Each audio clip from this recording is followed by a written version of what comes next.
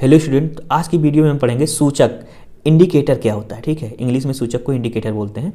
अब देखिए, सूचक सब सुनते ही आपके दिमाग में आ रहा है सूचना से कुछ रिलेटेड है, तो आप सही समझ रहे हैं। सूचक ये सूचना ही देता है किसके बारे में, कोई पदार्थ अम्लीय है क्षारीय है उसकी सूचना देता है। ठीक, सूचक तो देखते हैं इसकी परिभाषा क्या है। सूचक वे पदार्थ है जो किसी पदार्थ के अम्लीय या क्षारीय होने की सूचना देते हैं, सूचक कहलाते हैं। जैसे कि देख लीजिए इंडिकेटर, ठीक है, जैसे आप बाइक चलाते हैं तो पीछे से आप एक बाइक आती है तो आप इंडिकेटर दबाते हैं ना, आपको बाईं तरफ मुड़ना होता है या दाईं तरफ मुड़ना होता है, तो आप इसे इंडिकेशन दे रहे हैं, एक सूचना दे रहे हैं कि मैं बाईं तरफ मुड़ने वाला हूं, तुम अपनी गाड़ी स्लो कर लो। तो क्या कर देता है, जैसे आप इंडिकेटर देते हैं तो अपनी बाइक स्लो कर लेता है, तो अभी एक सूचना ही दे रहा है। ठीक है, तो सूचक एक सूचना देने का काम करता है। तो सूचक वे पदार्थ होते हैं जो किसी पदार्थ के अम्लीय या क्षारीय होने की सूचना देते हैं। बहुत आसान डिफिनेशन है इसकी, अब आसान से याद भी हो जाएगा। अब ये दो प्रकार के होते हैं।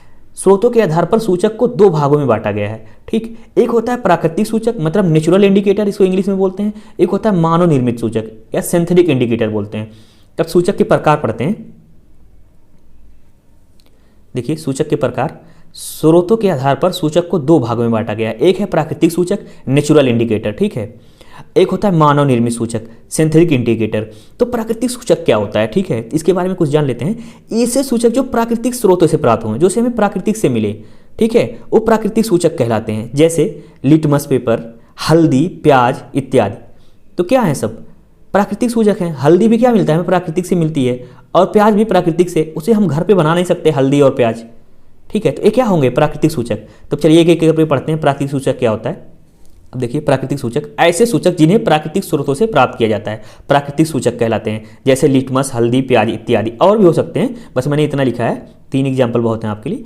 ठीक है, अब देखिए एक एक करके पढ़ते हैं। लिटमस क्या होता है। लिटमस, अम्ल नीले लिटमस पेपर को लाल कर देता है। ठीक है, अम्ल जो होता है नीले लिटमस पेपर को लाल कर देता है, और क्षार जो होता है लाल लिटमस पेपर को नीला कर देता है। ठीक है, अब देखिए जो लिटमस का यूज करते हैं अम्ल और क्षार को पहचानने के लिए, ये भी क्या कर रहा है, सूचक का ही काम कर रहा है। ठीक है, तो अम्ल नीले लिटमस पेपर को लाल कर देता है और क्षार लाल लिटमस पेपर को नीला कर देता है। इसका याद करने की ट्रिक है अनील और छलनी। ठीक है, तो अनील से आ जो होता है अम्ल होता है, और नी का जो नी से क्या होगा, नीला, और ला से लाल। तो अम्ल क्या करता है, नीले लिटमस पेपर को लाल कर देता है। ठीक है, अब देखिए छलनी से क्या याद कैसे करेंगे। छा से क्षार होता है, ला से लाल, और नी से नीला। तो छा का मतलब क्षार लाल लिटमस पेपर को नीला कर देता है। ठीक है, तो लिटमस पेपर हमें समझ में आ गया कैसे यूज होता है। ठीक है, अम्ल क्षार को पहचानने के लिए। अब देखिए हल्दी को देखते हैं। अब देखिए हल्दी को पढ़ लेते हैं कैसे काम करता है। हल्दी पीले रंग का रंजक होता है। रंजक मतलब वो होता है, रंजक वो होता है जो कलर छोड़ता है। ठीक है, हल्दी कलर छोड़ता है तो ये भी रंजक है, होता है। जब हल्दी को हम क्षार में डालते हैं तो उसका रंग भूरा लाल हो जाता है। ध्यान देने की बात है, भूरा लाल। जब हल्दी को हम क्षार में डालते हैं, ठीक है, तो उसका रंग भूरा लाल हो जाता है। और जब अम्ल में डालते हैं हल्दी को तो उसके रंग पर कोई प्रभाव नहीं पड़ता। ठीक, अम्ल को नहीं, सॉरी, जब हल्दी को हम किस में डालते हैं, क्षार में डालते हैं, तो उसका कलर चेंज होता है, भूरा लाल हो जाता है। ठीक है, जब हल्दी को हम अम्ल में डालते हैं तो इसके रंग पर कोई प्रभाव नहीं पड़ता, पीला ही रह जाता है। ठीक है, तो हल्दी का अम्ल पे कोई प्रभाव नहीं पड़ता।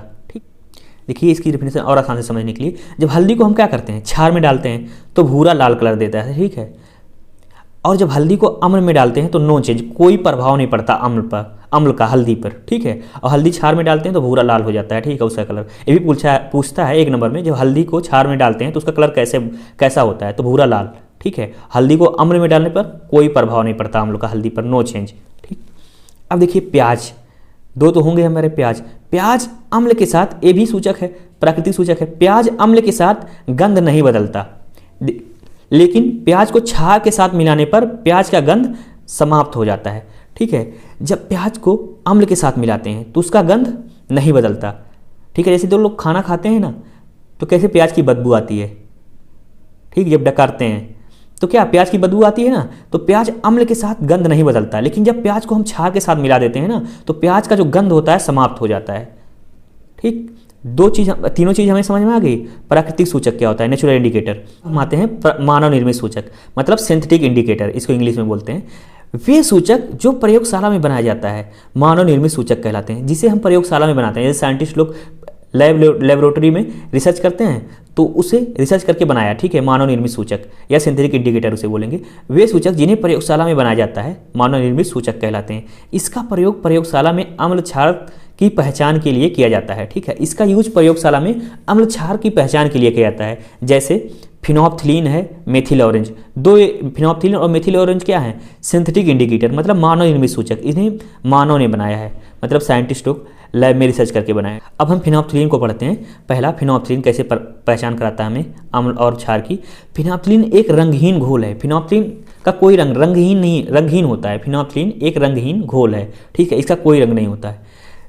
जब इसे हम फिनोप्थिलीन की एक बूंद क्षार में मिलाते हैं, ठीक है, तो फिनोप्थिलीन का रंग गुलाबी हो जाता है। ध्यान देने की बात है, फिनोप्थिलीन का रंग गुलाबी हो जाता है। फिनोप्थिलीन की एक बूंद क्षार में मिलाने पर फिनोप्थिलीन का रंग गुलाबी हो जाता है, तथा अम्ल में मिलाने पर रंगहीन ही रहता है।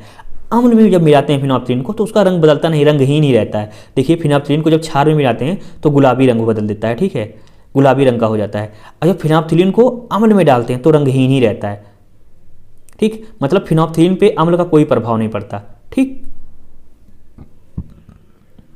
अब हमें फिनोप्थिलीन समझ में आ गया। एक बार फिर से मैं समझा दे रहा हूँ। फिनोप्थिलीन एक रंगहीन घोल है, ठीक है।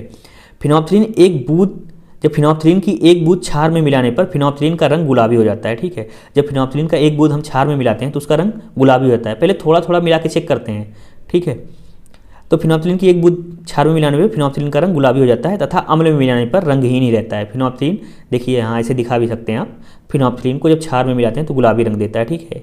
याद करने की, इस पर ध्यान देने की ज़रूरत है, ठीक है। देखिए गुलाबी रंग, ठीक। और जब फिनोप्थिलीन को अम्ल के साथ मिलाते हैं तो रंगहीन ही रहता है, ठीक है, उसके कलर में कोई चेंज नहीं आता है। अब मेथिल ऑरेंज देख लेते हैं, देखते हैं मेथिल ऑरेंज क्या है, ठीक है। मेथिल ऑरेंज एक नारंगी रंग का तरल पदार्थ है, ठीक है। मेथिल ऑरेंज एक नारंगी रंग का तरल पदार्थ है, ठीक है। और जब मेथिल ऑरेंज को हम क्षार में मिलाते हैं तो इसका कलर क्या हो जाता है? पीला, ठीक है। और जब मेथिल ऑरेंज को अम्ल के साथ मिलाते हैं तो इसका कलर लाल हो जाता है, ठीक है। तो ये भी बहुत आसान है। मेथिल ऑरेंज एक नारंगी रंग का तरल पदार्थ है, ठीक है। और मेथिल ऑरेंज को जब क्षार में मिलाते हैं तो इसका रंग पीला हो जाता है, और मेथिल ऑरेंज को जब अम्ल के साथ मिलाते हैं तो इसका कलर लाल हो जाता है। तो ये बहुत आसान है, आपको समझ में आ गया क्या होता है सूचक, क्या होता है जो हमें सूचना प्रोवाइड करता है, मतलब सूचना देता है अम्ल क्षार की, ठीक है। और प्राकृतिक सूचक जो हमें प्राकृतिक स्रोतों से मिलता है वो प्राकृतिक सूचक कहलाता है। क्या हो गया? लिटमस हो गया, और हल्दी हो गया, प्याज हो गया, और मानव निर्मित सूचक में हम बनाते हैं, ठीक, और मानव निर्मित सूचक हो गया। जैसे मेथिल ऑरेंज है, फिनोप्थिलीन है, फिनोप्थिलीन और मेथिल ऑरेंज को पढ़ लिए हम। अब देखिए आसानी से हमें समझ में आ गया, बहुत आसान है, ठीक है। हम ये पूरा पढ़ लिए, प्राकृतिक सूचक क्या होता है, मानव निर्मित सूचक क्या होता है, और सूचक क्या होता है, फिनोप्थिलीन क्या होता है, मेथिल ऑरेंज क्या होता है, हल्दी, प्याज और लिटमस सूचक क्या होते हैं, ठीक है। सब बहुत आसान है, ठीक है, आपको आसानी से समझ में आ गया। अब मिलते हैं नेक्स्ट वीडियो में, आपसे बात करेंगे, ठीक है, नेक्स्ट टॉपिक पे। तो अगर जो आपको वीडियो अच्छी लगी तो वीडियो को लाइक और चैनल को सब्सक्राइब जरूर करिएगा, क्योंकि मेरा अभी नया चैनल है तो आपकी सपोर्ट की बहुत ज़रूरत है, ठीक है। थैंक यू, मिलते हैं नेक्स्ट वीडियो में।